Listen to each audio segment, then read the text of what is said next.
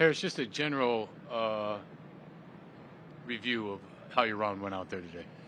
Yeah, I mean, got off to a good start. Hit it pretty close to number one, had a little downhill slider, made a pretty long one on two, and then it's almost like, all right, we got a par five coming up on number three, and had a nice up and down there. But it was just one of those rounds where I was hitting it really good off the tee, making a lot of good putts, and my speed was really well. I've been working on my speed the last couple days. These greens were a lot faster than what I was practicing on back home, so I did a lot of speed work, and I feel like it paid off today.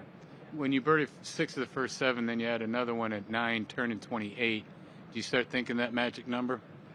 I mean, it never really pops in my head. I mean, I'm just trying to stick to my strategy every hole, and I didn't get too far ahead of myself because I know this course can come up and bite you at any moment. You start hitting the rough, you start missing greens, it can get tough. But I was just happy with the way I fought back and had 2 bogeys on 10 and 12, but climbed back in it, and birding the last 3 out of 4 is a great way to finish it off. I mean, you never want to give back shots in a round, especially when you go off to such a good start, and happy with the way that I finished and can get some good momentum.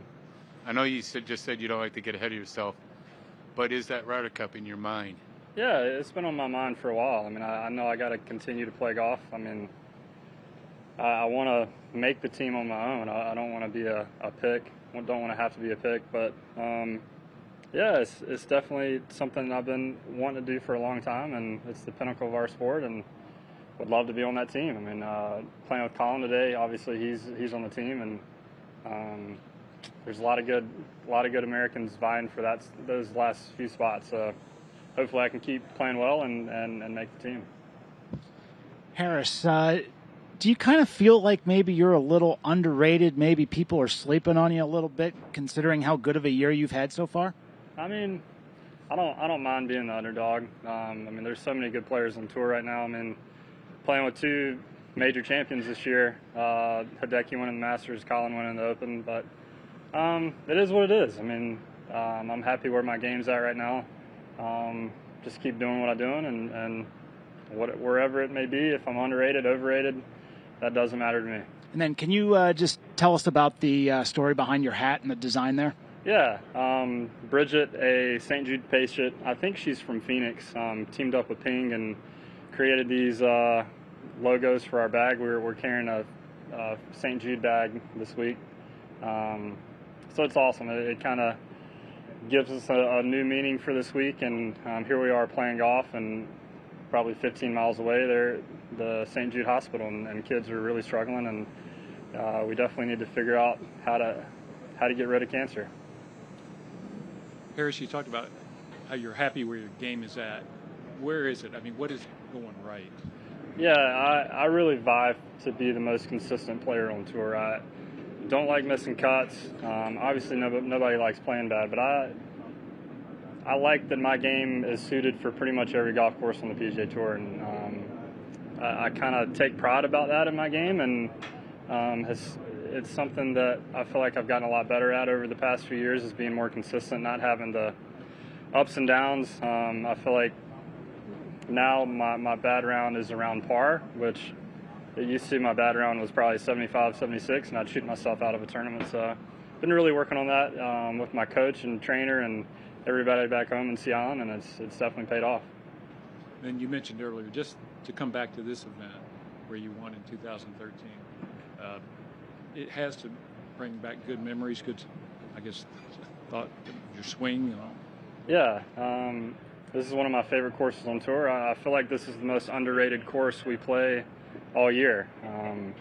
Very familiar with the grass out here, Bermuda grass. There's always good fairways, and it's just one of those courses that suits your eye. I feel like it plays the game that I like to play. More strategy, get the ball in the fairway. I love small greens, and these greens don't have a whole lot of humps and bumps in them. They're very flat, and I feel like I can make a lot of putts out here. It doesn't matter if you're 25 feet, 30 feet. A lot of these putts are pretty straight, and they're relatively easy to read. So I just love this place. From the first time I came here in 2013, it's been one of my favorite places to play. Harris, you may have answered this question a million times already, but if you can go back to the point at which you started to feel really confident again Is there a moment where you can identify where things started to change, even if that was a year ago or whatever it was, where something clicked? Yeah, it was. I missed out on the Corn Ferry Finals at Victoria National. Had a chance to. I was playing pretty well in the top 10. Had a chance to close it out. I didn't. I was very disappointed with how I finished, but I knew I had to. I knew I was playing well. I knew that it was really close, and went and worked with my coach.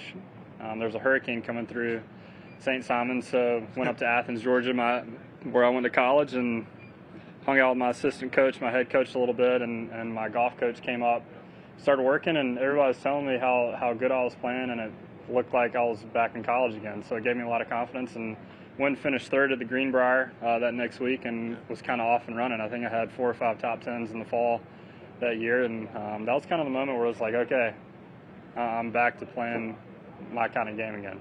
And what spawned it? Just things change, and yeah, it just took time to. I mean, we're working on the right things. It just takes time for your mind to believe in what you're doing, and to have confidence on the course again, and to see the results in tournaments. Because it's one thing if you can do it on the range, then you can do it when you're practicing on the course, and then the next step, the final step, is doing it in tournaments. And I finally felt like I can do it in tournaments. Yep.